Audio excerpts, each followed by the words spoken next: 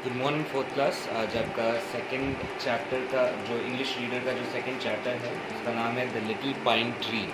तो उससे question answers आज हम लोग करने वाले हैं। तो जो स्टार्टिंग के जो लॉन्ग क्वेश्चन आंसर्स हैं वो हम लोग बाद में करेंगे, उससे पहले हम फिल इन द ब्लैंक्स देख लेते हैं। ठीक है, तो a dash grew in the woods. तो वुड्स में क्या ग्रो हुआ था? It was a little pine tree. Little pine tree आगे लिखा हुआ है। The dash heard the little pine tree. किसने सुना था उसको? उसको एक विश फेरी ने सुना था, जो विशेस पूरी करती है। ठीक है, तो उसने लिटिल पाइन ट्री का रोना सुना था या उसकी ख्वाहिश सुनी थी। तो उसका ड्रीम क्या था कि उसके पास गोल्ड लीव्स हों, गोल्ड कलर की लीव्स हों या फिर ग्लास की लीव्स हों। तो इस तरह की लीव्स वो चाहता था। उसे अपने नीडल्स पसंद नहीं थे। अब पाइन ट्री ऐसा होता है, उसमें नीडल्स बहुत सारे होते हैं। ठीक है, इस तरह का पेड़ होता है वो। तो उसी इसलिए उसको अपने नीडल्स हटा के अच्छे अच्छे लीव्स चाहिए थे।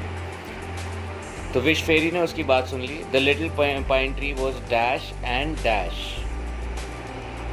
तो विश फेरी ने उसको जब गोल्ड कलर की लीव्स दे दी थी तो उसको एक आदमी ने उसके सारी लीव्स निकाल ली थी और फिर वो बिल्कुल उसका मतलब उसके सिर्फ लकड़ी लकड़ी रह गया था।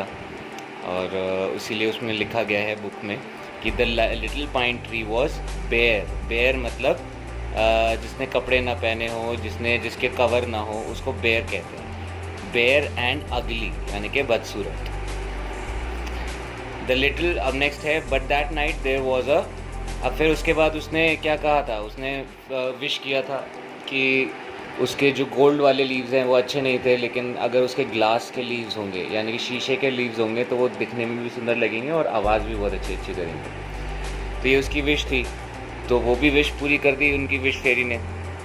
फिर उसके बाद क्या हुआ? उसी दिन शाम को स्टॉर्म आया यानी कि तूफान आया और तूफान में सारे शीशे टूट गए। तो यहाँ पे क्या आंसर आएगा? But that night there was a storm. Next है the leaves danced in the dash. क्या है? ब्रीज। जब उसने नॉर्मल लीव्स मांगे थे, अब उसकी ग्लास की लीव्स भी टूट गए, उसके बाद उसने नॉर्मल लीव्स मांगे थे और वो लीव्स क्या था? वो ब्रीज में यानी कि हवा में डांस करते थे। The little pine tree had it's. फिर वो जब उसके नॉर्मल लीव्स भी उसको अच्छे नहीं लगे, जब बकरी उसके सारे पत्तों को खा गई थी, तो उसने सोचा कि यार मेरे नीडल्स वाले पत्ते ही अच्छे थे। तो फिर उसको वो भी वापस मिल गए थे। तो नीचे यहाँ पे लास्ट में क्या होगा? उसको क्या मिल गए वापस? उसके नीडल्स वाले जो उसके पत्ते थे वो उसको वापस मिल गए। तो ये फिल इन द ब्लैंक्स है। इसके बाद है what would have happened if the wish fairy would have left the forest.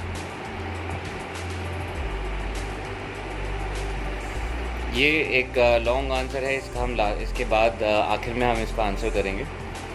उससे पहले हमें right true and false. The little pine tree was satisfied with green needles. तो क्या लिटिल पाइन ट्री खुश थी वो अपने नीडल्स के साथ? जो मतलब सुई जैसे उसके जो पत्ते थे, क्या वो उससे खुश थी? नहीं। तो यहाँ पे आएगा false. The gold trees were taken by a man. तो जो गोल्ड ट्रीज थी, जो उसका जो गोल्ड के पत्ते थे, वो एक आदमी ने ले लिए थे। तो ये ट्रू है। The glass leaves tinkled with breeze blue and glittered when the sun shone. तो जो ग्लास लीव्स उसको मिले थे तो वो टिंकल मतलब आवाज़ आती है, मतलब जब शीशा के बर्तन बजते हैं तो एक टिन टिन सी आवाज़ आती है। तो जब हवा बहती थी तो वो प्यारी सी आवाज़ निकालते थे और जब सूरज चमकता था तो वो रिफ्लेक्ट करते थे, तो वो अच्छे लगते थे देखने में। तो ये ट्रू है। बस उनके साथ प्रॉब्लम ये थी कि जब तूफ़ान आया था तो सब बिखर गए थे, सब टूट गए थे। Pretty green leaves covered the pine tree for ever. तो जो प्रिटी ग्रीन लीव्स हैं वो कवर करा था उन्होंने पाइन ट्री को फॉर एवर। तो ये ट्रू है। तो इसमें आखिरी जो वर्ड लिखा है फॉर एवर, फॉर एवर होता है, इसका मतलब होता है हमेशा। तो वो हमेशा के लिए कवर्ड नहीं था। जब उसको प्रिटी ग्रीन लीव्स मिले थे तो उसके बाद एक बकरी आके उसको खा जाती है, तो उसके प्रिटी ग्रीन लीव्स फिर चले जाते हैं। तो ये फॉल्स है। The wish fairy had gone far away without listening pine's wish. तो क्या जो फेरी थी उसने तीनों बार उसकी विशेष सुनी थी या सुने बिना ही वो आगे चली गई थी? उसने हर बार सुनी थी। तो यहाँ पे क्या लिखा है, शी हैड गॉन, वो चली गई थी, फार अवे, दूर चली गई थी, विदाउट, बिना, लिसनिंग टू पाइन्स विश, बिना सुने पाइन की विश को। ठीक है, तो the wish fairy had gone far away without listening pine's wish, तो ऐसा कुछ नहीं था, वो सुनकर गई थी और उसने हर विश को पूरा किया था। फॉल्स। आगे देखते हैं। तो आपका जो नेक्स्ट पेज है वो शायद उसमें आपको ग्रामर के क्वेश्चन ज़्यादा मिलेंगे। तो यहाँ पे जो क्वेश्चन है इसका नाम है right contractions for the following. तो कॉन्ट्रैक्शन क्या होता है, उसको छोटा करके लिखने को कहते हैं। ठीक है, तो यू आर अगर लिखा है तो इसको हम शॉर्ट फॉर्म में लिखते हैं। ज़रूरी नहीं कि आप यू आर पूरा लिखो, आप इसको यू, फिर ऊपर आप अपॉस्ट्रॉफी लगाओगे, फिर आर ई लगाओगे, यू आर, तो आपको पूरा लिखने की ज़रूरत नहीं होती है।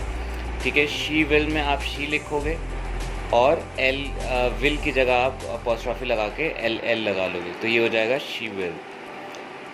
इजेंट का हो जाता है इज, इजेंट।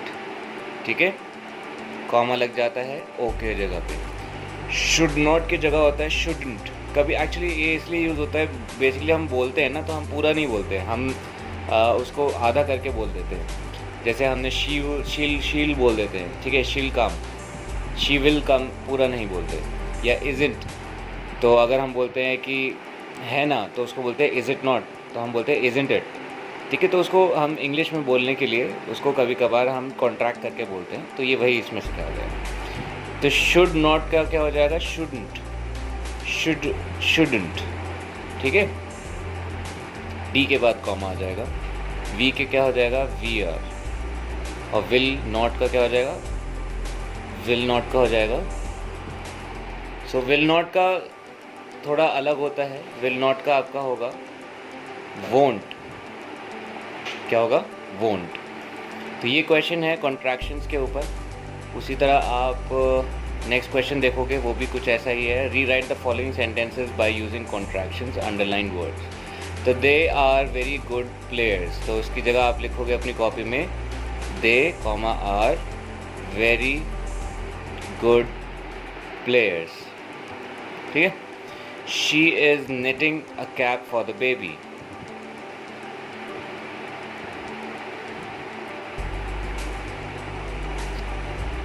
तो ये कुछ इस तरह लिखेंगे हम, शी इज knitting, आगे की लाइन सेम लिखी जाएगी।